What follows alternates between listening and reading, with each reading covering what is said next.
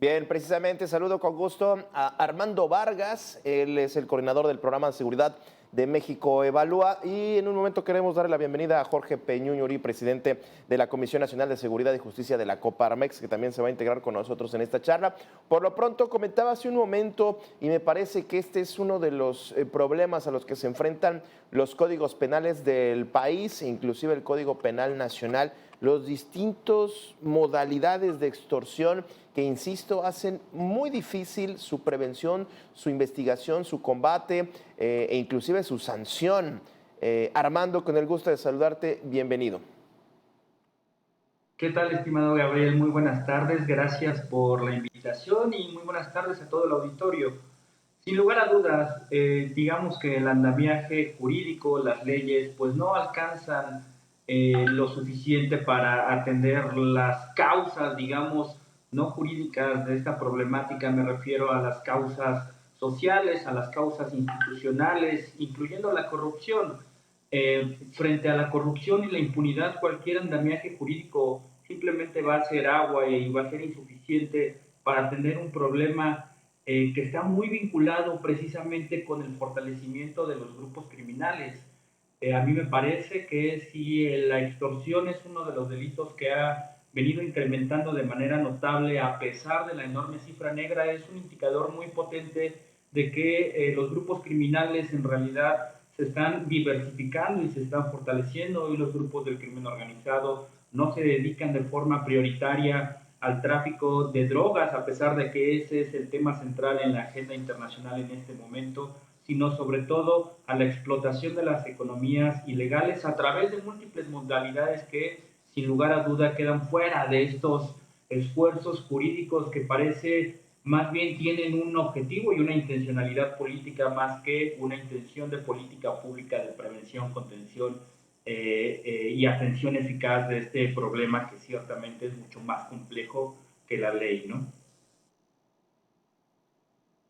Ahora, Armando, ustedes en México Evalúa, ¿qué datos tienen hablando de los principales, digamos, modalidades de extorsión que están afectando? Porque, insisto, me parece que uno de los más graves, pues obviamente el cobro de piso, en donde está presente la violencia, la amenaza directa, e inclusive una agresión física, si no es que también una agresión que puede inclusive quitar, privar la vida, pero también la agresión que podría ir desde un mensaje en un celular o una llamada telefónica que también puede ser violenta, pero que pues, no se podría comparar con la presencia de varias personas que se hacen representantes de un cártel de la droga que están afuera de tu domicilio y que amenazan con quemarlo, ¿no? O sea, ¿qué datos tiene México Evalúa, hermano? Y nosotros trabajamos con diferentes fuentes de datos que nos permiten reconocer precisamente esta diversidad e intensidad en las modalidades de extorsión. Por una parte están los datos del Secretariado Ejecutivo, en donde la extorsión pues entiende precisamente cómo digamos, intercambio de un bien económico por digamos, no una agresión, es decir, intercambiar dinero por permitirte continuar con tus actividades, con tu vida en general. Y estos son los datos del secretariado en donde nosotros vemos, por supuesto, un incremento muy importante. De hecho, en el último sexenio, pues la extorsión incrementó más de 50% a nivel nacional y en algunas entidades el incremento ha sido superior a esta métrica, por ejemplo, en Colima, en el Estado de México. En ese sentido, los datos son coincidentes con los de algunas cámaras empresariales, pero también están los datos de la Encuesta Nacional de Victimización de Empresas, de INEGI, la famosa ENVE, Uh -huh. que sí nos permite distinguir entre otras modalidades de extorsión, en donde está, por supuesto, el cobro de piso. La diferencia con la extorsión convencional es que en el cobro de piso el intercambio es por seguridad, es decir, el crimen organizado te pide un pago no solamente para dejarte operar, sino también para brindarte una supuesta seguridad, ¿no? Aquí nosotros vemos que esta es una modalidad en crecimiento, sobre todo en contra de pequeñas y medianas empresas. En los últimos años hemos visto una constante en el incremento de esta modalidad de extorsión y luego están los datos que produce de manera original México Evalúa, a través de la revisión de fuentes abiertas, a través del trabajo de campo, esto es, a través de entrevistas, de plática con los actores, con las víctimas, y vemos un incremento sobre todo del cobro de piso para pequeños comerciantes en algunos territorios en donde precisamente el crimen organizado, sobre todo los grupos locales, se han venido empoderando. Esto lo vemos muy frecuente, sobre todo en entidades como Guerrero, en entidades como Michoacán, pero también de manera alarmante en otras entidades que antes no sufrían tanto de este problema como la propia Ciudad de México. Entonces, digamos que hemos visto un repunte de estas tres modalidades contra estas víctimas que dan cuenta perfectamente de, Ya. digamos, la diversidad regional de la extorsión, y es precisamente esta complejidad a nivel territorial, esta complejidad de objetivos, esta multitud de capas que están participando en la extorsión, pues no son capturadas por el andamiaje jurídico, y por ese motivo las políticas públicas no están siendo efectivas para contener esta problemática. Todo lo contrario, hoy estamos centrando la atención en el combate al tráfico de drogas y estamos dejando desprotegida a la población frente a este problema que es hoy uno de los principales mercados ilícitos explotados por las organizaciones criminales de todas las formas y de todos los tamaños. Claro. Fíjate qué interesante porque no sé si tendremos que en algún momento llegar a unificar los delitos como el anuncio que dio la presidenta hoy en la mañana, pero bueno, hablando de desapariciones y secuestro, ¿no? Ya lo están, digamos, poniendo al mismo nivel de gravedad. No sé si también en cuestión de andamiajes, como iniciamos esta charla, tendría que haber cambios en ese sentido en temas de las leyes para el combate de esta nivel, este delito. Pero de lo que estamos platicando, lo que estamos comentando, yo me pongo trato de ponerme en los zapatos de alguien que vive en Colima o en Guerrero, pues difícilmente inclusive se podría denunciar una situación si el pueblo, la ciudad está pues en cierta manera cooptada por las propias tanto por el crimen organizado como las propias autoridades que te van a impulsar a no demandar. ¿Qué tanto tiene que ver la presencia de violencia, delincuencia, para que haya extorsión y a qué niveles? Sí, sin lugar a dudas, el tema de la impunidad no solamente se explica, digamos, por la debilidad institucional de las propias agencias de seguridad, es decir, no solamente se explica porque no estén profesionalizadas, porque falten recursos, porque falten leyes, por carencia de instrumentos, sino se explica en buena medida por la corrupción.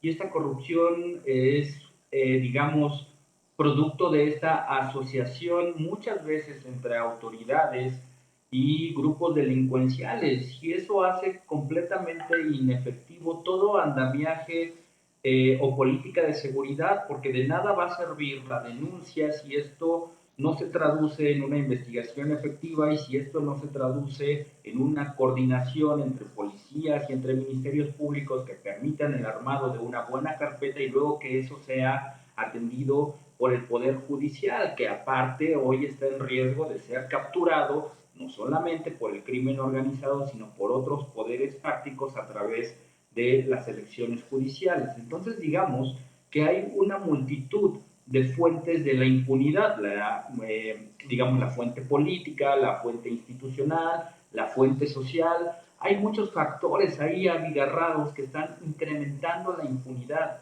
E insisto, no hay ley que sea, digamos, de prisión preventiva oficiosa capaz de reducir la impunidad por sí misma. Se tiene que hacer una reforma muy profunda e integral, tanto del sistema de seguridad pública, pero también, digamos, del funcionamiento de los gobiernos municipales, de las policías, en fin, es un conjunto de reformas que se tienen que hacer para acabar con la impunidad. Mientras eso no se haga, insisto, de nada servirá el tema de la denuncia ni ningún tipo de estas reformas. Ahora bien, ¿cuál es la relación entre estos niveles de impunidad y la generación de violencia y la presencia del crimen organizado? Muchísima. El crimen organizado es el principal Uf, responsable en muchos territorios de construir la impunidad, porque eso es necesario para su crecimiento, digamos, organizacional y el cumplimiento de sus objetivos. Entonces, allí en donde hay altísimos niveles de impunidad, es muy probable que el crimen organizado esté muy claro. empoderado a nivel territorial. De esa manera es como explotan las economías locales y cada vez se diversifican más y más hacia otro tipo de economías. Ya no solamente es la extorsión contra los pequeños negocios, sino cada vez van escalando más y más a las medianas y a las grandes empresas. Y al final, pues lo que eso está sucediendo Muy no bien. solamente es limitar el desarrollo local, ¿no? Dame oportunidad, Armando, de ir a la pausa y regresamos. También me gustaría hablar un poco, y no está de más tocar el tema de la tecnología, que también todas las aplicaciones que ahora se están utilizando en temas digitales para extorsionar, que esto todavía lo hace más difícil. Voy a la pausa y regresamos.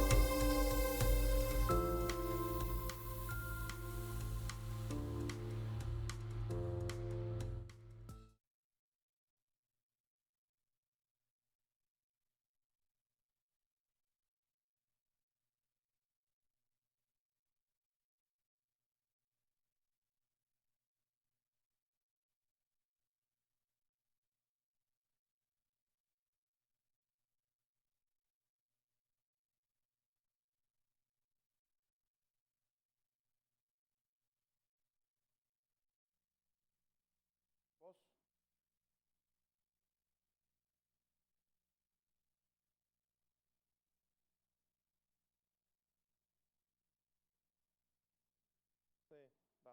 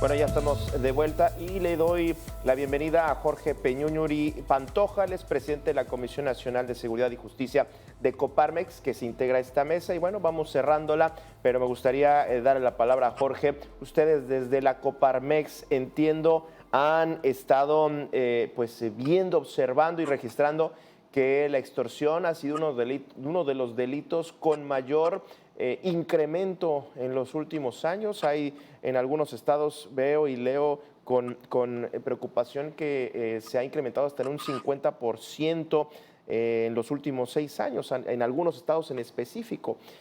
¿Ustedes cómo lo están registrando y sobre todo, pues, qué hacer en este panorama? Jorge. Gracias, Gabriel. Mucho gusto a todo tu auditorio. Saludarlos y también, Armando, gusto saludarte en estos foros, sobre todo donde traes el pulso directamente de información y de datos duros. Gabriel, algo que tocaste muy importante, creo que hay que focalizar en qué es lo que está pasando en el tópico penal y qué es lo que están haciendo las autoridades o por qué las autoridades no pueden actuar en consecuencia. Tocaste un tema muy importante de qué está pasando con el Código Penal o cómo está tipificado el delito de extorsión.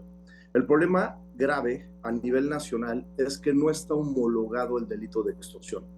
¿Qué quiere decir esto? Que algunos códigos penales del Estado de México lo tienen o tipifican el delito cuando alguien va a denunciar como abuso de confianza.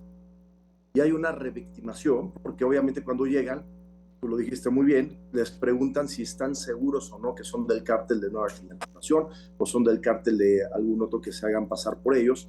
Y entonces el Ministerio Público pues, no tiene las técnicas de investigación adecuadas para obviamente investigar el delito de extorsión, que tiene un tópico muy específico que ahorita lo quiero aclarar, y las carpetas de investigación dentro de la cifra pues se van a otro delito, no a extorsión, se van a abuso de confianza. Segundo tema, hay cifra negra alrededor del 97%, esto quiere decir que los que sufren del delito de extorsión por robo o por cobro de derecho de piso o algunas de las 25 modalidades que hoy tenemos en la mesa, pues no, obviamente les da miedo ir a denunciar porque tienen la consecuencia de que la propia autoridad los amenace o los mismos extorsionadores pues les dicen que ya tienen el contacto con la policía o tienen el contacto con el Ministerio Público. Entonces te dejan total estado de indefensión y entonces nosotros desde Coparmex impulsamos el año pasado una reforma a la Constitución, al artículo 73, para efecto de facultar al Congreso en legislar en materia de extorsión. Esto transitó en puntos constitucionales, sin embargo, se quedó en el tintero para pasar a comisión, para que sea votada en pleno y entonces sí hubiera la consecuencia de una ley general. Hoy tenemos un grave problema. Hablabas también por ahí de la prisión preventiva. Nosotros estamos en contra, no nada más como sociedad civil, sino como abogados penalistas de la prisión preventiva oficiosa. Es inconvencional. Entonces, si tú pones un delito de alto impacto, que por su naturaleza lo es, que es el delito de extorsión, pero lo incorporas en el artículo 19 constitucional, de facto te da que cuando tú llegues a integrar una carpeta de investigación con un ministerio público que aparentemente investigó correctamente y es con juez de control y tratas de vincular a proceso, va a haber una medida cautelar. Esa medida cautelar ya no va a haber debate, automáticamente va a tener una prisión preventiva oficiosa el delincuente. En apariencia del buen derecho pareciera que está bien. El problema es que si está mal integrada la carpeta de investigación, que en la mayoría de los casos es así, por lo que te decía que no está tipificado correctamente el tipo penal en los códigos en algunos estados de la República, pues ya ni siquiera van a ir al fondo del litigio, se van a ir al tema que es inconvencional, que le den una prisión preventiva oficiosa, van a hacer un control difuso y los jueces van a decir yo no puedo ir más allá de lo que dice la Convención Interamericana y entonces la víctima queda desprotegida porque qué prisión o qué medida cautelar le van a dar si de facto el juez está descartando la prisión preventiva oficiosa. Y último, para concluir, perdón, yo sé que ya estamos en tiempo encima, lo que queremos es de la sociedad civil y con México Evalúa, que hemos trabajado muchísimo y con algunas otras organizaciones, y este espacio es para, obviamente, pues hacer un llamado a las autoridades. No es posible que hasta la fecha, yo como presidente de Comisión Nacional de Seguridad y Justicia, que coordino a 71 centros en toda la República y representamos a más de 34,000 empresas, y además soy parte del CCE como presidente de extorsión, de la mesa de extorsión y secuestro, el secretario de Seguridad Federal no me ha recibido.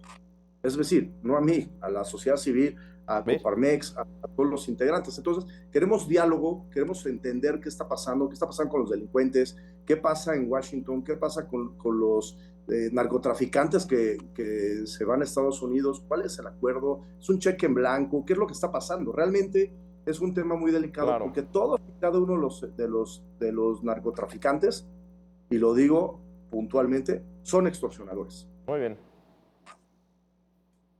Muy bien. Armando, pues para cerrar tu conclusión sobre este tema, adelante.